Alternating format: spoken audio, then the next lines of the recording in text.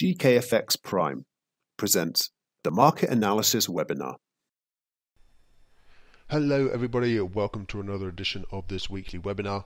So some interesting price action to start the new week. We've got the Turkish lira on the screen in front of us, USD TRY, massive spike there overnight on news that the Turkish central bank chief has been replaced. He had been bringing some more sort of hawkish order to the central bank of late, and we had, you can see here, after months and months, if not years, if we go on to the weekly chart of prolonged dollar strength versus the lira, we actually saw a bit of a kind of signs of a top coming in, some decent strength. Actually, the Turkish lira had been one of the best performing currencies this year, but almost erased that entire set of strength in just a day.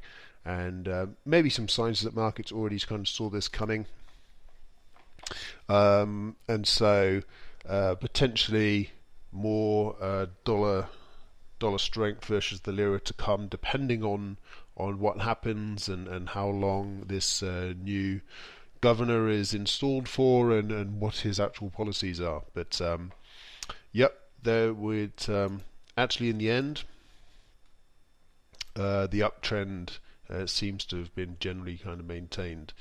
So that's one to look out for.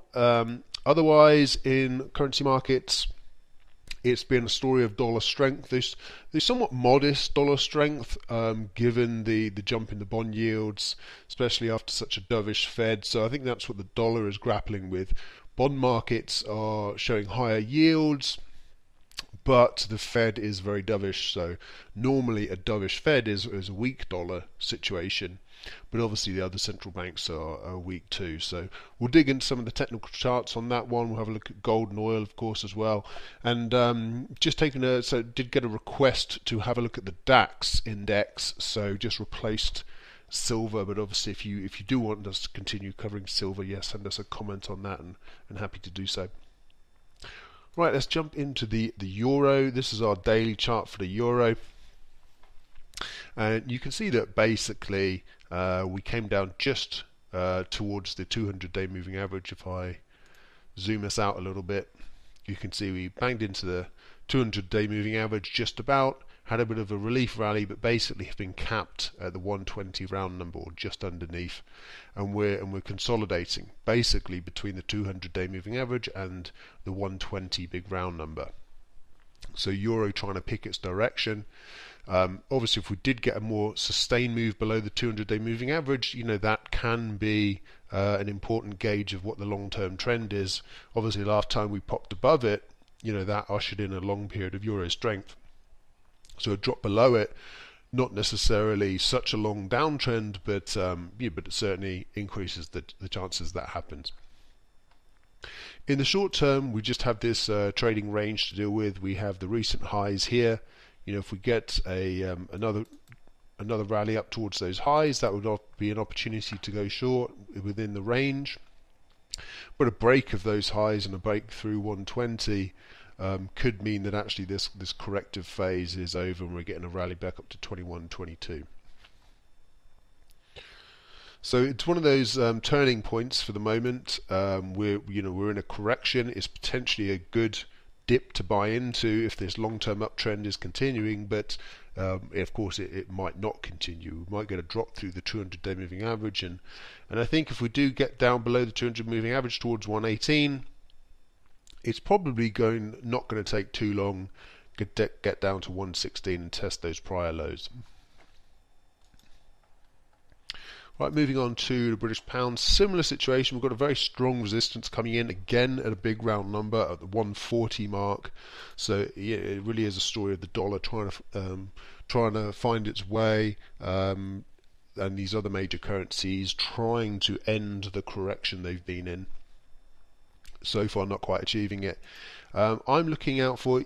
By the way, I've just installed on these currency charts. I've just installed an indicator to plot the round numbers. It's a bit easier.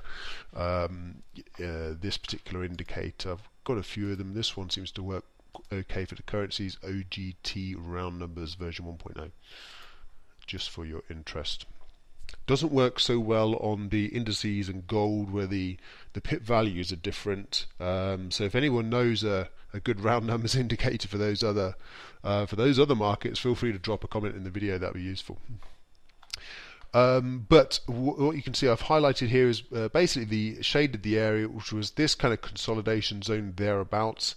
It's also 137 to 136. 137 would, if we drop straight down there now, would kind of coordinate with this rising trend line, and 136 is kind of the lows through here, excluding this little spike. So that to me feels like a zone of interest should the price drop again. We've got the rising trend line, we've got the old lows there. If this uptrend is continuing, that could be the next area to try and buy into, somewhere within that 100 pip zone. We're a fair way above the 200-day moving average, so it certainly could correct a lot further than there. But if this uptrend is going to continue at roughly the same pace, that might be an area of interest. Moving on to dollar yen, very tight trading range here. I would assume, based on this price action, that even though we've seen a few kind of long wicks on the top side, we've seen a few long wicks on the bottom side too. So a lot of uncertainty about what to do next. Naturally, it'd be tempting to sell it from such high levels after such a big rally. But actually, I'm more inclined to, given how sideways it's trading, I'm inclined to just wait for a little dip down towards these lows and just assume that this is a sideways consolidation before more upside. If we break down below those lows, maybe we just tag 108, and again that might attract some buying interest, because we got just above 109, so maybe a drop down to the previous round number at 108 again could attract a bit more buying interest. The trend is very much up, and there's not really any particular evidence that it's reversing. We're just treading water, going sideways a little bit. We are overbought on a daily basis, and I think that kind of explains what's going on at the moment. We're overbought, so we're treading water a bit. We're coming off overbought levels now. You can see as the price drops today, it's taken us below the 70 overbought level on the RSI, and as we come out of overbought levels, that then makes it a bit more attractive to buy again. You're not at risk of buying at the top. Okay, moving on to Bitcoin. So kind of a rough trend in place here. This is our H4 chart. You can see we've got the 200 period moving average, that trend line coming through there. If we can zoom out to the daily chart, you can kind of see it's a little bit difficult to plot this price action. It's been so explosive, but generally speaking, we're uptrending. We're still looking for opportunities to get into this trend. We're not a million miles away from the record highs above 60,000. We're around 57,000 at the moment. It does look like it's stalling a little bit. So I mean, if we talk about this as the record high from February, we only kind of toyed around and just about held above it. This to me at the moment, it looks like a false breakout, and if that's the case, we could be on the cusp of another sharp dip. All the news is still quite supportive. All the big influencers interested in Bitcoin, all talking very strongly. A lot of interest in NFTs at the moment. So a lot of kind of generally good stuff, but you could argue a lot of it's been priced in.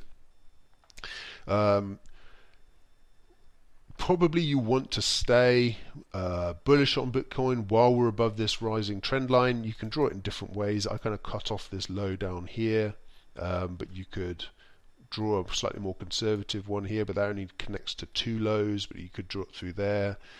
Something along those lines.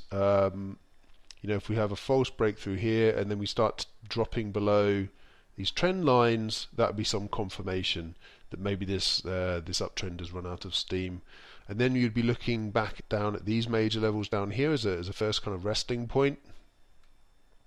And below there, and that would be a kind of major longer term change in trend on our daily chart. What was it? that would be more like a double top, and that's we would be talking major corrections, because I think this was a 20% correction. We didn't get much further, so off those lows again around 47,000 maybe would be another 20% drop. And also some interesting RSI bearish divergence on a daily basis here as well. So you can see here it's a higher high, and then lower high, and then another lower high. Looks like it's coming in on a third occasion, not even quite making it above 70. So does sort of feel a bit toppy in Bitcoin. As I say, let's not try and predict things. For the moment, it's an uptrend, and we'll stick with that. But it definitely does sort of feel like maybe a more serious correction could be on the horizon, based on this bearish divergence, based on what looks to be a false breakout above that previous record high, around 57, around current levels actually, in the last couple of weeks. So let's look out for that. Potentially very good opportunity on the short side for Bitcoin. But obviously it's a very volatile asset, and generally pretty bullish. So if you are going short, you definitely need to be watching your stop losses closely.